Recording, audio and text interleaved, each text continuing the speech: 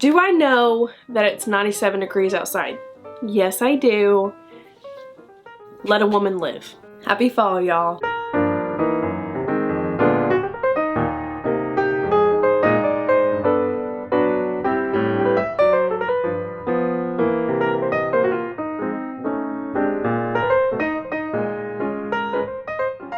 Hello beautiful people of the internet, welcome or welcome back to my channel. My name is Hannah if you're new here, and I'm so excited that you joined me today. Today we are going to talk about all of the books that I'm going to read in the fall months. We're about to enter the Burr months. September, October, November, December are the best times of the entire year. And those are the times when my soul just comes alive and I cannot wait for cooler weather. It's literally 97 degrees outside and the birds are falling out of the sky. But we can pretend it's fall over here, okay?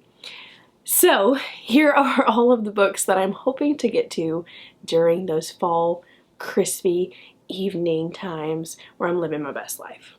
Okay, here we go. First of all, these are cute, but they're not fall. Let me go change these. I got a rock. The first book that I want to get to is one that I meant to get to last year but never picked it up. I actually was going to pick it up for the Stranger Things readathon that I participated in, but never got to it. And that is The Saturday Night Ghost Club by Craig Davidson. I think that this cover reminds me so much of Stranger Things, and that's the reason that I bought it in the first place. I love Stranger Things, and I love me a good novel that reminds me of that. I came really close to unhauling this one just because I've tried to get started into it, but I just couldn't get into it. So this is the last and final time that I'm going to give this one a try. Basically, this one is about a little boy who goes and visits his uncle, I believe, and then while he's there, he meets a few other little boys, and they make this Saturday night ghost club. I mean, it sounds like Stranger Things to me, and I just hope that I can get into this one. I have actually never read the back of this book until now, and I'm so excited for this, and that's Cackle by Rachel Harrison.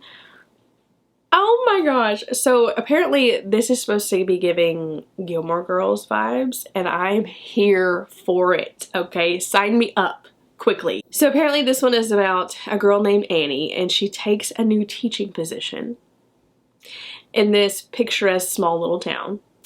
And she's like overcome with how friendly and how nice everybody is. And then she meets this girl named Sophie. And Sophie is just the perfect friend. And she's showing her around and everything. And then it says, her mansion in the middle of the woods feels a bit unearthly. And she does seem to wield a certain power. But she couldn't be. Could she? Ah, that sounds so cute. Oh my goodness. This is definitely going to be priority this fall. This next one is actually pretty similar to Cackle, and that is The Very Secret Society of Irregular Witches by Sangu Madana. I have heard such good things about this one. Again, this is one that I meant to get to last year but never picked it up. And this is another one that is supposed to have Gilmore Girl vibes. So basically this one is following Mika Moon, and Mika is one of the only witches in Britain, and she kind of makes these videos and she talks about her witchcraft and the fact that she's a witch on these videos, and she didn't think anybody would really take it seriously until one day someone does, and they call her up and ask her to actually come and teach witchcraft at this certain school. I just think this sounds like a very cute, fun time. Let me just be honest with you, okay? In the fall time, I like to be scared, freaked out, okay? And I pick books typically that make me feel that way. This one is perfect. Cutting Teeth by Chandler Baker.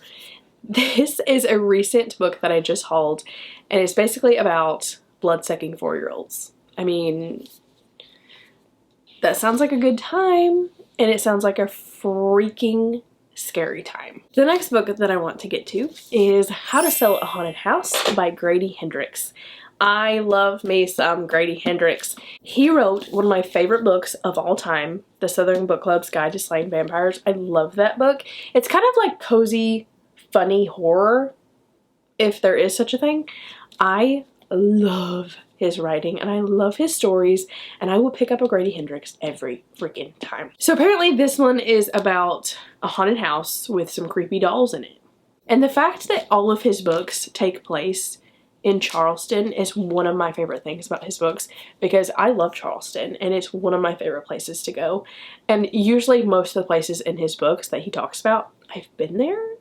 And I just think that's so neat. When I think of fall, I instantly think of cozy mysteries and graphic novels, and I just so happen to have a stack of both. We'll start with the cozy mysteries. Fatal Fudge Swirl by Mary Allen. I've talked about this before on my channel. If it's not focusing, there we go. This is the most stunning cover I think I've ever seen on a cozy mystery, and cozy mystery covers get me every time. And this one is just so stinking cute. So basically this series follows Riley Rhodes as she comes into town to help her friend with her mother's ice cream shop. And I think that she ends up staying, because obviously there's 2 more books after the first one.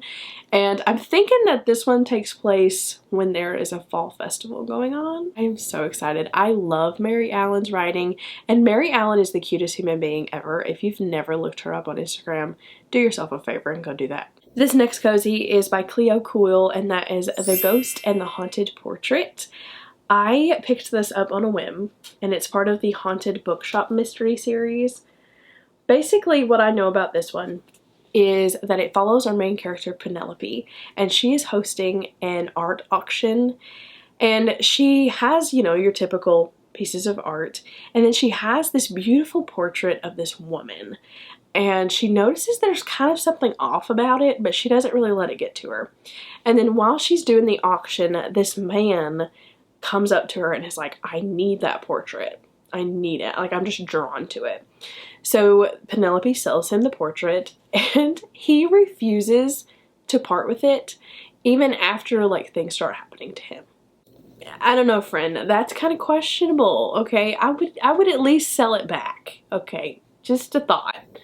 This one sounds so much fun, and I cannot wait to get to it. Okay, I'm just gonna be honest. This next one, I have no idea why it gives me fall vibes, but it does. I don't know if it's the cover or what. But that is Cheddar Off Dead by Karina Moss. I don't know. Are you guys getting fall? Because I'm kind of getting fall. Anyway, so this one is about our main character, Willa. And Willa owns her own cheese shop. And it's fairly new, and so she gets a visit from the local food critic. And what she doesn't know about this food critic is that he literally never gives good reviews.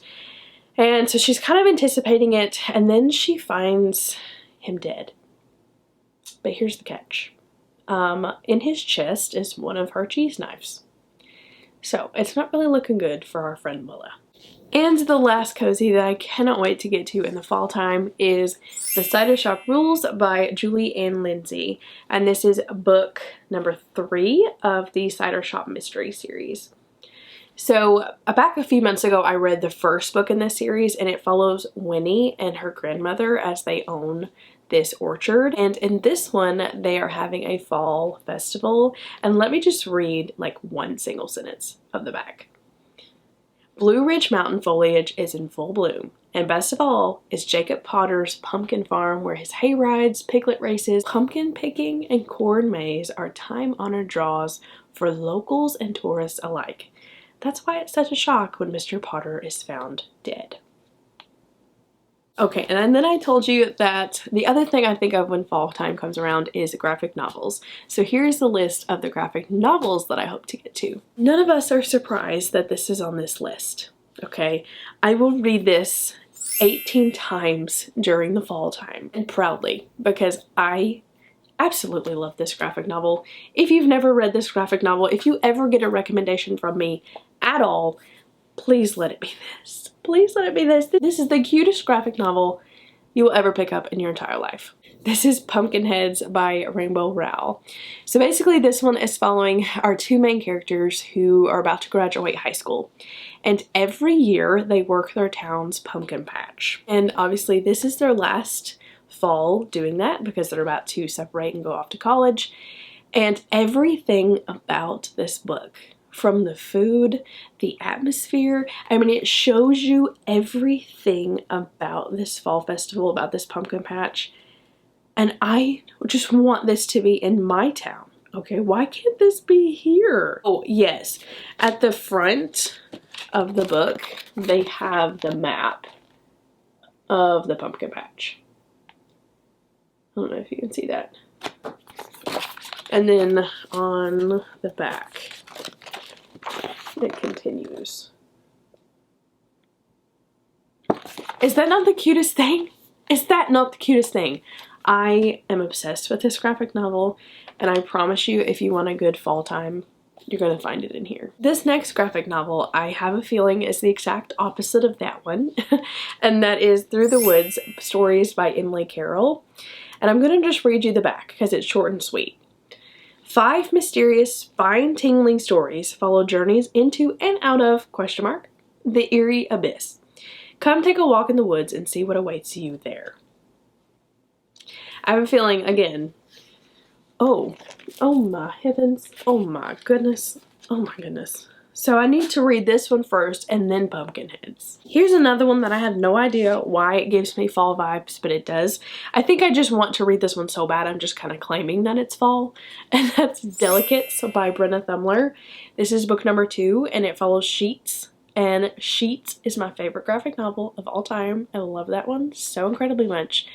And basically that one follows our main character Marjorie, and she meets this cute little ghost named Wendell. He ends up in her laundromat one day. And I don't even know if this takes place during the fall. It does! It does! They're dressed up. Oh man. That just brought me so much joy just now, okay? So there you go. That's why I put it here, because it takes place in the fall. I knew that the entire time. And the last graphic novel that I have to show you is Hooky by this author right here. Does this not scream Halloween vibes to you? I'm sorry. Like, do you need an explanation of why I put this on here? Do you really? So I think this one is all about 2 little kids as they go off to magic school, and I guess they learn how to be witches and warlocks. I'm assuming. Alright, so for the last few books that I have on this list, these are books that I do not currently own, or I have them on my Kindle. So the first one is Garlic and the Witch. I do not know who this is by because I did not write it down. Oh, I think it's Gary Paulson. Is that right? I think that's right.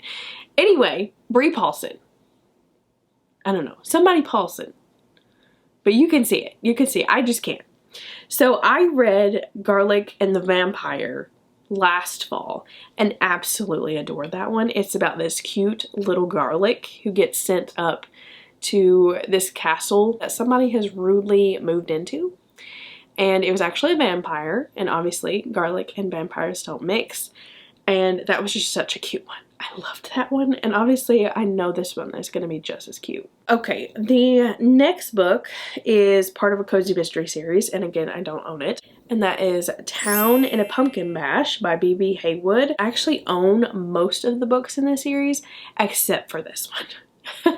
So I have started that series and I really do like it. Again, it's just a small town cozy mystery, and I think that this one is about a pumpkin festival or a fall festival. Alright, these next 2 are by the same author and I have them both on my Kindle, and that is Trick or Treat and Murder by Kate Bell and Candy Coated Murder by Kate Bell. So I recently just read Apple Pie a la Murder by Kate Bell, and it was so cute. First of all, it's a very short cozy mystery. It's not serious at all. It's very simple. It's very cut and dry, and it's only about 140 pages. So it took me no time at all to get through that one, and I really did have a good time with it. It wasn't something that you're gonna go home and write to your mom about, okay?